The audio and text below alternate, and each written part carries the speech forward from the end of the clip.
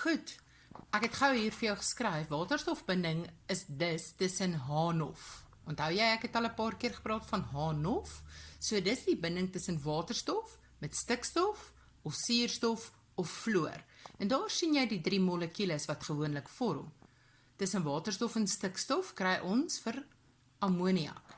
Volgende kry ons vir water, tussen waterstof en suurstof, en tussen waterstof en fluor kry ons vir waterstoffluoried.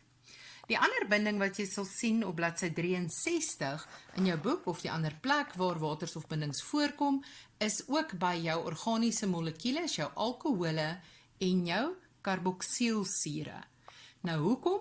Want hulle albei se molekules bevat die groep OH. Dit wil sê 'n verbinding tussen waterstof en suurstof. Terug na H-NOF toe.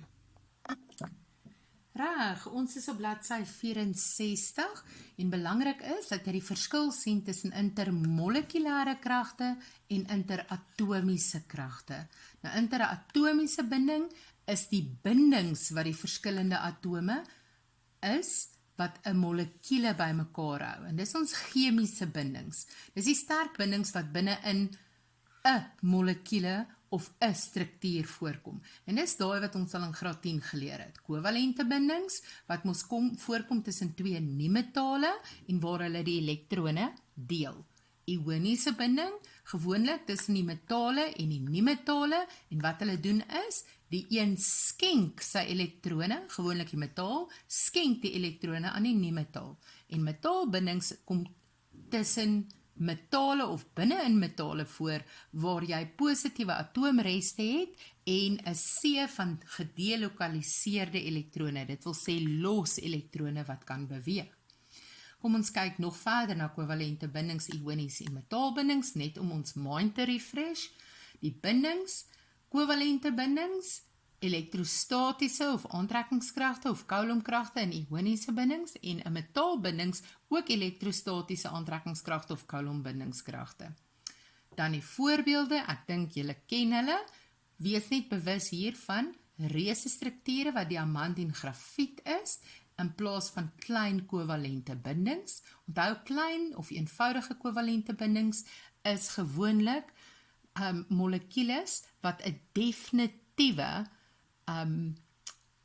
formule het. So byvoorbeeld water sal H2O wees. Hy sal nie verander nie. Waar jou reuse strukture kan 'n sekere hoeveelheid koolstowwe wees. Dit maak nie saak nie, afhangende van hoe groot die diamant is. Daar's nie 'n spesifieke hoeveelheid nie. Wanneer ons na ioniese binding gaan kyk, voorbeelde daarvan, natriumkloried, magnesiumsulfaat, kaliumkloried, julle ken hulle, dis die soutte, nê? En dan metaalbindings, dis in 'n stuk koper, in 'n stuk yster, hoe daar die ysterdeeltjies aan mekaar vassit, hoe die koper of die sinkdeeltjies en die koperdeeltjies elkeen op hulle soorte aan mekaar vassit.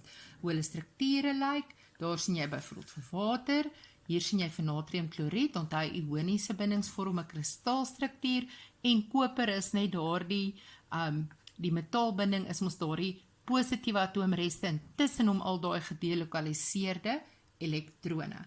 En dan, wat is intermolekulêre kragte? Dis mos die wat ons nou mee besig is die kragte wat die molekules bymekaar hou. En hier kry ons by hulle die waterstofbinding wat 'n baie sterk dipool krag is. Nou as ek sê baie sterk, bedoel ek nog steeds, hy is swakker as daardie 3 bindings. 'n waterstofbinding is omtrent 'n tiende van die krag wat tussen, of 'n tiende van die sterkte wat tussen kovalente bindings voorkom, so as jy min of meer verstaan. Maar van hulle is waterstof dus die sterkste. So van jou intermolekulêre kragte is waterstof die sterkste. Hy is 'n sterk dipool krag. En hier het ek vir jou gesê, onthou nou net, dis waterstof met NOF, met stikstof, suurstof of fluor. So daar tussen die een molekule en die volgende molekule, dit wil sê nie binne in molekules nie, maar tussen hulle, intermolekulêr. En dan al die ander is Die van der Waals-kragte, jou dipol ek gaan nie al daardie name weer lees nie. Hier byvoorbeeld tussen waterstof-klorietmolekule en nog 'n waterstof-klorietmolekule kry ons mos 'n dipool en 'n dipool. Dis mos twee permanente ione. So daarom twee permanente dipole. Die krag wat tussen hulle voorkom, word dan ook genoem 'n intermolekulêre krag.